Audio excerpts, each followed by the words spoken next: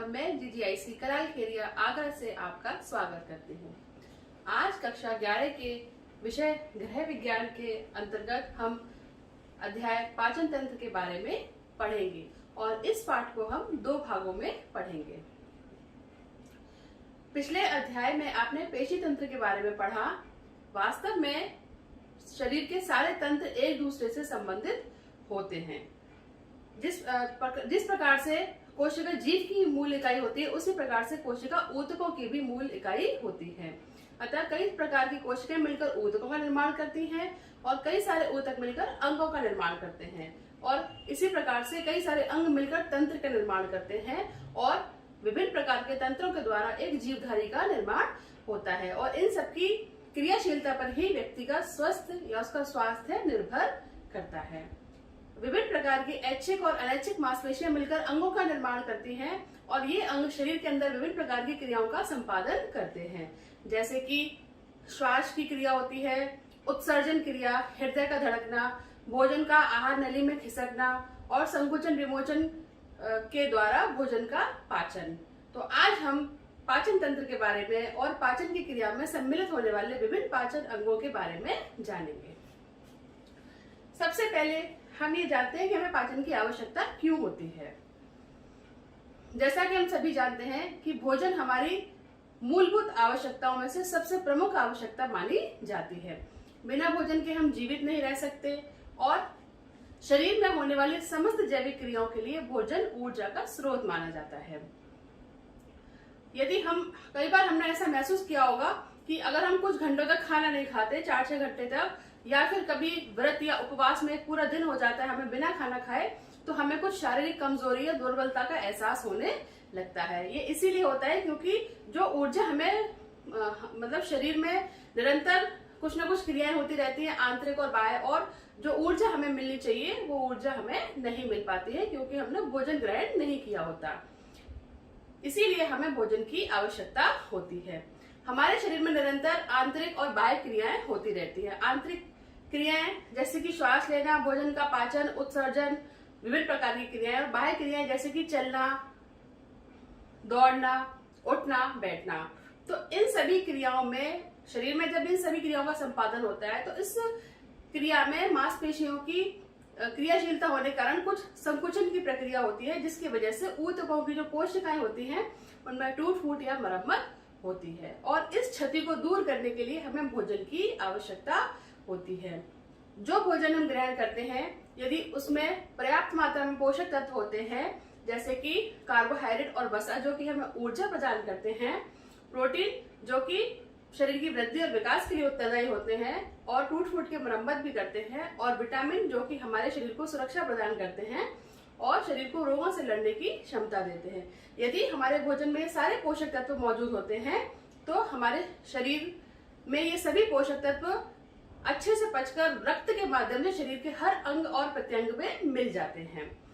यदि इन पोषक तत्वों की हमारे आहार में कमी हो जाती है तो पोषक तत्व रक्त के माध्यम से शरीर में नहीं जा पाते और फिर हमारे शरीर में विकार या रोग पनपने लगता है। इसी प्रकार से जो भोजन हमने ग्रहण किया है उस भोजन का कुछ अंश शरीर में पच नहीं पाता है और उस बिना पचे हुए अंश का या कुछ अपशिष्ट जो हमारे शरीर में मल के रूप में एकत्रित हो जाता है उसका शरीर से बाहर निकलना भी नितांत आवश्यक होता है। और ये सारी प्रक्रिया पाचन के अंतर्गत हमारे शरीर में संपन्न होती है। इस प्रकार से हमने देखा कि जिस भोजन को हम ग्रहण करते हैं यदि वो हमारे शरीर में उसी अवस्था में रहता है तो वो हमारे शरीर के लिए लाभकारी नहीं होता। हमारे शरीर के लिए लाभकारी वो तभी होता है जब उसको शरीर अपने पाचन योग्य बनाकर उसको सरलतम रूप में परिवर्तित करके उसको अपने अनुरूप परिवर्तित कर लेता है। इसके बाद हम जानते हैं कि पाचन क्या होता है। पाचन अर्थात जो भोजन हम खाते हैं वह अविलय ठोस भोजन को पचाकर उसे घुलनशील एवं अवशोषणीय अवस्था में बदलना तथा अपचय भोजन का शरीर से बाहर निकालना ही पाचन क्रिया कहलाता है। और जो अंग इस क्रिया में भाग लेते हैं वे सभी सम्मिलित रूप से पाचन तंत्र का निर्माण करते हैं। पाचन की जो प्रक्रिया हमारे शरीर में संपन्न होती है उसमें मुख्य रूप से 3 क्रियाएं संपादित होती हैं। जिसमें कि सबसे पहला भोजन का पाचन, दूसरा अवशोषण स्वांगीकरण और तीसरा विकार का विसर्जन। अब हम आते हैं कि पाचन से संबंधित कौन कौन से अंग होते हैं, इसके बारे में हम अब आगे जानेंगे। सबसे पहले मुख, जो पाचन का सबसे प्रथम अंग माना जाता है वो मुख होता है, और मुख के अंतर्गत 4 और अंग होते हैं जिनको कि मुख के अंदर रखा गया है, जिसमें कि होंठ, जीभ, दांत और लार ग्रंथियां।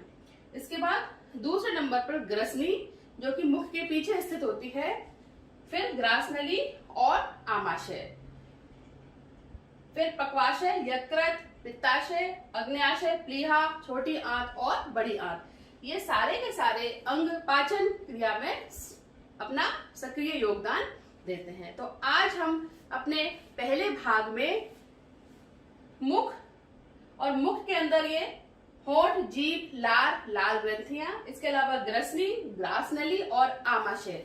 आमाशय तक हम अपने प्रथम भाग में पढ़ेंगे, और इसके दूसरे भाग में आमाशय के बाद वाले जो अंग हैं पाचन क्रिया के, उनके बारे में जानेंगे। तो अब हम आते हैं पाचन क्रिया के सबसे पहले अंग मुख पर। अब हम पाचन तंत्र के सबसे पहले अंग मुख के बारे में बात करते हैं। जैसा कि हम यहाँ डायग्राम में देख सकते हैं, पाचन तंत्र का जो सबसे पहला भाग होता है वो मुख ही होता है। मुख के द्वारा ही भोजन को ग्रहण किया जाता है। मुख ग्रसनी के आगे का ऊपरी खुला हुआ भाग होता है, जो कि दोनों जबड़ों के मध्य में स्थित होता है, और इन्हीं दोनों जबड़ों में दांत और हमारी जो दाढ़ होती हैं वो मजबूती से जुड़ी हुई रहती हैं। मुख का ऊपरी भाग एक कठोर अस्थि का बना होता है, जिसे तालू या अंग्रेजी में पैलेट भी कहते हैं, और मुख के बीच में जो खाली स्थान होता है वह मुख गुहा के नाम से जाना जाता है। मुख के अंतर्गत 4 पाचन के अंगों के बारे में बात करेंगे, जिसमें सबसे पहले आते हैं होंठ, जिनको हम ओष्ठ अंग्रेजी में लिप्स के नाम से जानते हैं। होंठ एक प्रकार के संवेदी अंग के रूप में जाने जाते हैं, क्योंकि भोजन के गर्म अथवा ठंडे होने की संवेदना हमें सबसे पहले होठों के द्वारा ही मालूम पड़ती है। इनका मुख्य कार्य भोज्य पदार्थों को मुंह के अंदर बनाए रखना और उनको बाहर गिरने से रोकना होता है। होठों के अंदर रुधिर वाहिनियां होती हैं, और तंत्रिकाओं की कोशिकाओं का, संवेदी कोशिकाओं का जाल जैसा बिछा होता है, जो कि हमें संवेदनाएं प्रदान करता है, जिसके कारण हम भोजन के ठंडे अथवा गर्म होने का एहसास कर पाते हैं। होंठ के बाद अब हम आते हैं जीभ, जिसको कि जिह्वा या अंग्रेजी में टंग कहा जाता है। जीभ का भी भोजन के पाचन में अपना सक्रिय योगदान होता है। इसका मुख्य कार्य भोजन को दांतों के बीच में धकेलने का होता है, और इसके अलावा लार को भोजन के साथ मिक्स करने में, मिलाने में और उसको एक लुगदी का रूप बनाने में भी जीभ अपनी सक्रिय भूमिका निभाती है। इसके अलावा भोजन जो हम ग्रहण करते हैं वो मीठा है अथवा नमकीन है, खट्टा है या कसेला है, कड़वा है, इन स्वादों का अनुभव भी हमें जीभ के द्वारा ही पता चलता है। अर्थात जीभ के ऊपर कई प्रकार के स्वाद अंकुर होते हैं, जो हमें विभिन्न विभिन्न प्रकार के स्वादों का बोध कराते हैं। यहाँ हम चित्र में देख सकते हैं, ये इस तरह की जीभ की संरचना होती है, जिसमें कि जो सबसे आगे वाला अग्रभाग होता है जीभ का, वो हमें भोजन की मिठास यानी कि मीठेपन का अनुभव कराता है। इसके थोड़ा सा ऊपर दोनों तरफ साइड में जो स्वाद अंकुर होते हैं, इस प्रकार के एकदम महीन स्वाद अंकुर होते हैं, जो कि भोजन के नमकीन होने का या सॉल्टी होने का अनुभव कराते हैं। इसी के साथ साथ साइड में जो स्वाद अंकुर होते हैं वो भोजन के खट्टेपन का बोध कराते हैं, और जीभ के पश्च भाग यानी कि पिछले भाग में, जैसा कि यहाँ देख रहे हैं, यहाँ पर जो स्वाद अंकुर होते हैं ये भोजन के कड़वेपन का एहसास हमें कराते हैं। जीभ के बाद अब हम आते हैं दांतों पर। मानव जीवन में दो प्रकार के दांत निकलते हैं, अस्थायी और दूसरे स्थायी।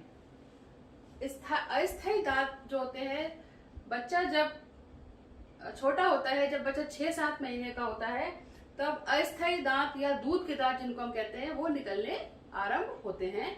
और जब बच्चा 2 या 2.5 वर्ष तक का हो जाता है, तब इन दांतों की संख्या 20 हो जाती है, यानी कि निचले जबड़े में 10 और ऊपरी जबड़े में 10।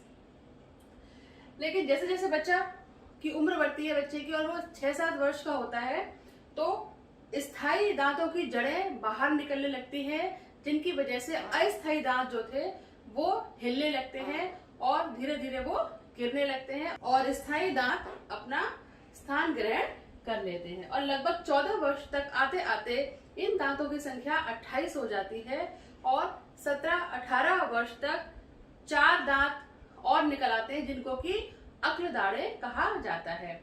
कुछ लोगों के ये 4 दांत नहीं निकलते, तो वो संख्या में उनके दांत 28 रह जाते हैं। वैसे अधिकांशतः लोगों के ये 4 जो दाढ़े हैं वो 17-18 वर्ष की आयु तक आते आते आ जाती हैं। तो इस प्रकार से कुल दांतों की संख्या एक मनुष्य के मुख में 32 होती है, निचले जबड़े में 16 दांत और ऊपरी जबड़े में 16 दांत। दांतों की संख्या और दांतों के प्रकार को हम एक दंत सूत्र के माध्यम से समझ सकते हैं। जैसा कि यहाँ दिखाया गया है, 4 प्रकार के दांत होते हैं, कृंतक, रजनक, अग्रचवर्णक और चवर्णक। कृंतक जिनको कि अंग्रेजी में इंसाइजर्स कहते हैं, तो इनको आई से डिनोट किया गया है और ये 2-2 होते हैं, यानी कि निचले जबड़े में 4 होते हैं। सामने के जो 4 दांत होते हैं, जो हम यहाँ देख सकते हैं, 1, 2, 3, 4, ये 4 दांत कृंतक कहलाते हैं। ये चपटे छेनीदार होते हैं, छेनी नुमा आकृति के होते हैं और इनका कार्य भोजन को काटना होता है।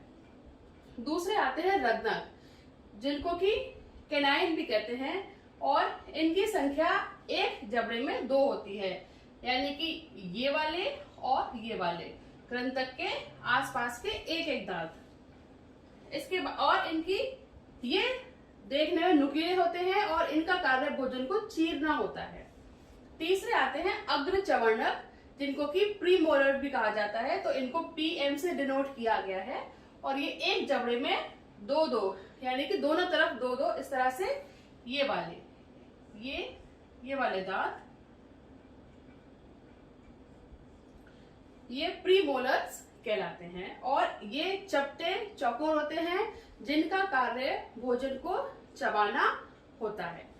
इसके अलावा सबसे मुख में पीछे की तरफ चवर्णक, जिनको कि अंग्रेजी में मोलर कहा गया है, इसीलिए M से डिनोट किया गया है और इनकी संख्या 3 होती है दोनों तरफ, 1, 2, 3, ये 3 इधर वाले और ये 3 इधर वाले, ये चवर्णक दंत कहलाते हैं।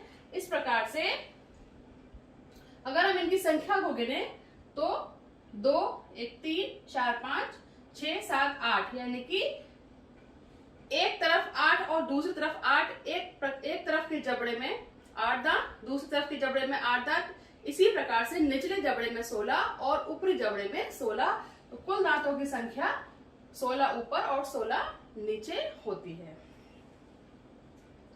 यदि हम दांत की संरचना देखें तो दांत की संरचना हमें कुछ इस प्रकार से दिखाई देती है, जिसमें कि सबसे ऊपरी भाग जो मसूड़ों के बाहर निकला होता है, यह दंत शिखर कहलाता है और इसके ऊपर एनेमल की एक परत चढ़ी रहती है, जिसकी वजह से दांत चमकीले और उनमें जो चमक होती है वो इसी एनेमल की वजह से होती है। बीच वाला भाग जो होता है वो दंत ग्रीवा कहलाता है और सबसे निचला वाला भाग दंत मूल कहलाता है। इसके बीच में जो हम देख रहे हैं, ये लाल रंग की रुधिर वाहिनियां होती हैं और तंत्रिकाओं का जाल सा बिछा रहता है, जिसकी वजह से दांत में संवेदना पहुंचती है और संवेदना का अनुभव होता है। इसके बाद अब हम आते हैं अगले अंग लाल ग्रंथियों पर।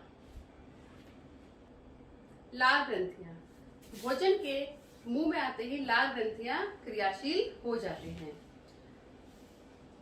लाल ग्रंथियां 3 प्रकार की होती हैं जो मुंह में पाई जाती हैं।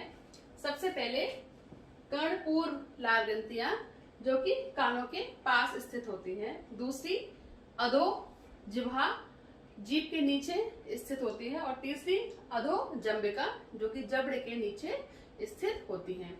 और ये लाल ग्रंथियां 3 जोड़ों के रूप में मुंह में पाई जाती हैं। कुल 6 लाल ग्रंथियां होती हैं जो कि 3 जोड़ों के रूप में पाई जाती हैं। ये लाल ग्रंथियां एक पदार्थ का पदार्थ साबित करती हैं जिसको कि लार कहते हैं। यह गाढ़ा चिपचिपा पदार्थ होता है और इसका माध्यम क्षारीय होता है। जो भोजन हम खाते हैं वह लार में मिक्स होकर लार के साथ में मिलकर उसका लुगदी रूप में बनाने का जो कार्य है वो लाल ग्रंथियां करती हैं, लाल करती है। और उसके द्वारा वो भोजन आगे ग्रसनी और फिर ग्रास नली में आसानी से लुगदी के रूप में आमाशय तक चला जाता है। लाल ग्रंथियों में जो पदार्थ पाया जाता है लार, और लार में एक प्रकार का एंजाइम पाया जाता है जिसे कि टाइलिन कहते हैं। यह एंजाइम भोजन में उपस्थित कार्बोहाइड्रेट पर अपना असर करता है और कार्बोहाइड्रेट को सरलतम रूप में शर्करा में परिवर्तित कर देता है। इस प्रकार से भोजन का पाचन मुख में ही शुरू हो जाता है। लाल ग्रंथियों के द्वारा कार्बोहाइड्रेट को पचाने की क्रिया मुंह में ही आरंभ हो जाती है। कार्बोहाइड्रेट के अलावा और दूसरे पोषक तत्वों का पाचन मुंह में नहीं होता, केवल कार्बोहाइड्रेट पर लार अपना प्रभाव डालती है। इसके बाद जो पाचन तंत्र का अगला अंग है मुख के बाद वह है ग्रसनी, इसको लैरिंक्स भी कहते हैं। और यह आगे मुख गुहा और पीछे ग्रास नली से जुड़ी हुई रहती है। यहाँ हम देख सकते हैं ये मुख के पीछे की तरफ यहाँ गर्दन में इसकी स्थिति होती है और इसका आकार कीप नुमा होता है। यहाँ देख सकते हैं कि ये कीप नुमा आकृति की होती है। मुख तथा ग्रास नली, मुख गुहा तथा श्वास नली दोनों ग्रसनी में आकर खुलती हैं। यहाँ पर एक उपकंड उपस्थित रहता है जो कि एक उपास्थि का बना हुआ एक ऊतक का अंग होता है। फ्लैप नुमा आकृति होती है, एपिग्लॉटिस कहा जाता है उसको।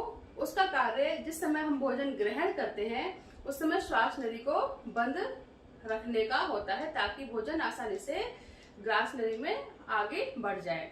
कई बार हमने देखा है कि जब हम खाना खाते समय बातें करते हैं या खाना जल्दी जल्दी खाते हैं तो कई बार खाने के कुछ कण हमारी श्वास नली में चले जाते हैं और जिसकी वजह से हमें एकदम से खांसी आती है या ठसका लगता है और हमें असुविधा जैसी होने लगती है और तुरंत वो भोजन का कण एकदम ठसके के साथ या खांसी के साथ बाहर निकल जाता है। ऐसा इसीलिए होता है कि जल्दबाजी में खाया गया या बात करते करते खाना जब हम निगलते हैं तो वो एकाध कण जो है वो भोजन का श्वास नली में चला जाता है। इसके बाद अब हम आते हैं ग्रास नली, जिसको कि ईसोफेगस भी कहते हैं। यह एक लंबी नलिका होती है जो कि मुख गुहा के पीछे और ग्रसनी से लगी हुई होती है और इसका अंतिम भाग आमाशय में जाकर खुलता है। यहाँ आप देख सकते हैं कि छल्लेदार इसकी आकृति होती है और लगभग 30 सेंटीमीटर लंबाई की यह आहार नाल होती है, आहार नलिका होती है। इसके अंदर विभिन्न प्रकार की श्लेष्मिक मांसपेशियां होती हैं, ग्रंथियां होती हैं, जिसकी वजह से एक पतला मतलब चिकना स्राव स्रावित होता है, जिसके कारण से भोजन आसानी से बिना अटके आगे बढ़ता हुआ आमाशय तक पहुंचा दिया जाता है। इसके बाद अब हम आते हैं पाचन तंत्र के अगले अंग आमाशय पर। ग्रास नली के बाद पाचन तंत्र का अगला अंग है आमाशय।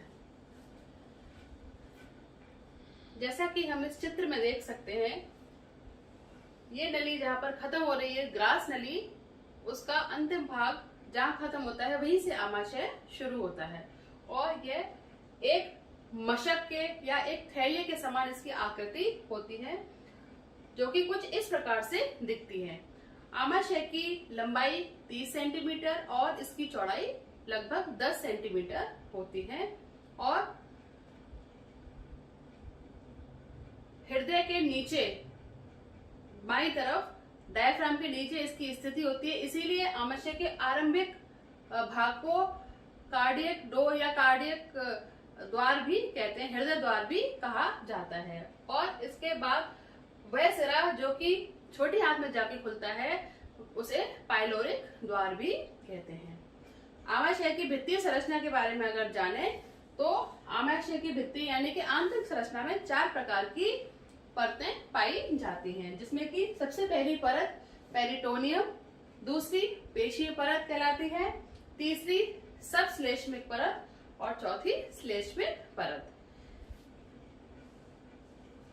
जो भोजन हम ग्रहण करते हैं आमाशय में, वह भोजन लगभग 4 से 5 घंटे तक रहता है और 4 से 5 घंटे तक विभिन्न प्रकार की यांत्रिक और रासायनिक क्रियाओं के द्वारा भोजन का पाचन होता है, परंतु भोजन का पाचन आमाशय में आंशिक रूप से होता है। और 3-4 घंटे आमाशय में रहने के बाद भोजन हल्के भूरे रंग का और बिल्कुल लेही के समान उसकी आकृति हो जाती है और उसके बाद आंशिक रूप से पाचन के पश्चात भोजन को आगे डियोडोनम या पक्वाशय जो कि छोटी आंत का हिस्सा होता है उसमें उसको आगे भेज दिया जाता है। अब हम देखते हैं कि आमाशय का पाचन में क्या योगदान होता है। आमाशय की आंतरिक जो भित्ति होती है, आंतरिक दीवार होती है, उसमें कई प्रकार उसमें जठर ग्रंथियां पाई जाती हैं जो कि जठर रस का स्रावण करती हैं। और इसके अलावा 2 और एंजाइम्स होते हैं जो कि आमाशय में स्रावित होते हैं, पेप्सिन और रेनिन, परंतु ये दोनों एंजाइम्स निष्क्रिय अवस्था में रहते हैं, केवल जठर रस के साथ क्रिया करके ही ये क्रियाशील हो पाते हैं। आमाशय का जो माध्यम होता है वो अम्लीय होता है, जिसकी वजह से भोजन में उपस्थित हानिकारक प्रभाव के जो कीटाणु होते हैं वो आसानी से नष्ट हो जाते हैं और भोजन को सुरक्षित बनाए रखने का कार्य आमाशय करता है। पेप्सिन और रेनिन, पेप्सिनोजन की अवस्था में रहता है जो कि हाइड्रोक्लोरिक एसिड के साथ मिलकर पेप्सिन में कन्वर्ट हो जाता है और यह प्रोटीन पर अपनी प्रतिक्रिया करता है जो कि प्रोटीन को जटिलतम रूप से सरलतम रूप में यानी कि प्रोटीन से पेप्टोन्स में बदलने का कार्य करते हैं। इसी प्रकार से रेनिन, लेकिन ये एंजाइम्स बच्चों में पाया जाता है, बड़ों में ये एंजाइम्स नहीं पाया जाता है। इस रेनिन एंजाइम्स के कारण दूध से दही बनने की जो प्रक्रिया होती है वो इसी रेनिन एंजाइम के कारण होती है। इस प्रकार हमने देखा आज पाचन तंत्र के विभिन्न अंगों के बारे में हमने जाना। सबसे पहले हमने ये जाना कि पाचन क्या होता है, पाचन की आवश्यकता क्यों होती है, पाचन किसे कहते हैं और पाचन क्रिया में भाग लेने वाले कौन कौन से अंग होते हैं। आज इस अध्याय को, इसके प्रथम भाग को यही समाप्त करते हुए अब हम कुछ सामान्य बातों के बारे में जानेंगे जो कि हमारे पाचन तंत्र की सुरक्षा के लिए अति आवश्यक होती हैं। क्योंकि ऐसा कहा भी जाता है कि समस्त प्रकार के जो रोग हैं वो पेट से ही शुरू होते हैं, यानी कि यदि हमारा पेट सही रहता है, यदि हमारा पाचन तंत्र सही रहता है तो हमें किसी और प्रकार की कोई बीमारी या कोई रोग या कोई विकार उत्पन्न नहीं होता।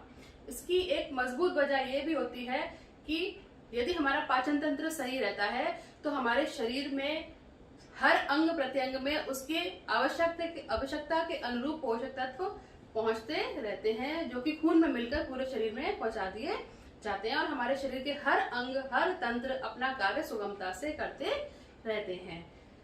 लेकिन इसके लिए आवश्यक है कि हम कुछ बातों का ध्यान रखें जिसके कारण हमारा पाचन तंत्र हमेशा स्वस्थ और क्रियाशील बना रहे। जिसमें से कुछ बातें जो मैं आपके साथ बताना चाहती हूँ, जिसमें कि सबसे पहले कि जो भी भोजन हम ग्रहण करें वह कोशिश ये हो कि वह भोजन ताजा हो, और हल्का सुपाच्य भोजन हो जो कि आसानी से पचाया जा सके। कई बार हम गरिष्ठ भोजन खा लेते हैं, चिकनाई युक्त भोजन खा लेते हैं, मसालेदार भोजन खा लेते हैं और हम ये महसूस करते हैं कि 5-6 घंटे तक हमें भूख नहीं लगती। ऐसा इसलिए होता है कि वह भोजन हमारे आमाशय में 5-6 घंटे तक रहता है और वह भोजन ढंग से पच नहीं पाता और वह उस अवस्था में हमारा पेट भरा भरा सा हमें महसूस होता है। इसके विपरीत यदि हम हल्का और सुपाच्य भोजन खाते हैं तो वो कुछ समय बाद अपने आप ही पाचन क्रिया के द्वारा वो पच जाता है और आगे बढ़ जाता है और हमें फिर से भूख लगने लगती है। इसके अलावा ताजी सब्जियां, फल, इनका सेवन हमें अपने आहार में अवश्य करना चाहिए। दूध, दही, ये सब चीजें हमें खानी चाहिए। बजाय मसालेदार चीजों के, गरिष्ठ भोजन के हमें फल सब्जियों का समावेश अपने भोजन में करना चाहिए। नियमित व्यायाम भी करना चाहिए। इसके अलावा जो हमारे शरीर में अपशिष्ट पदार्थ होते हैं जिनका निष्कासन बहुत आवश्यक होता है मल के द्वारा, वह हमें नियमित समय पर करते रहना चाहिए। अर्थात प्रतिदिन जो हमारा मल त्यागने का समय है वो निश्चित होना चाहिए। तभी हमारा शरीर जो है वो स्वस्थ रह सकता है। इसके अलावा भोजन खाते समय हमें भोजन अच्छे से चबाकर खाना चाहिए। बीच बीच में पानी नहीं पीना चाहिए क्योंकि हमारे शरीर में पर्याप्त मात्रा में एंजाइम स्रावित होते हैं जो कि भोजन को पचाने के लिए समर्थ होते हैं, पर्याप्त होते हैं। लेकिन बीच बीच में जब हम पानी पीने लगते हैं तो वह भोजन एकत्रित होकर लुगदी होने की बजाय, संयुक्त रूप में होने की बजाय वह भोजन पानी में विघटित रूप में हो जाता है, जिसकी वजह से एंजाइम्स अपना कार्य सुचारू रूप से नहीं कर पाते और फिर वह भोजन ढंग से पच नहीं पाता। यदि पाचन तंत्र अध्याय का यह भाग आपके समझ में आ गया हो तो मैं आपके समक्ष कुछ प्रश्नों को रखना चाहती हूँ जिनके उत्तर आप स्वयं खोजने का प्रयास करेंगे। प्रश्न नंबर 1, पाचन क्रिया से क्या अभिप्राय है? प्रश्न नंबर 2, दांत कितने प्रकार के होते हैं एवं उनके क्या क्या कार्य होते हैं? प्रश्न नंबर 3, भोजन के पाचन में जीभ का क्या योगदान होता है? प्रश्न नंबर 4, आमाशय का पाचन क्रिया में क्या महत्व है? मैं आशा करती हूँ कि आपको यह भाग अच्छे से समझ में आ गया होगा। धन्यवाद।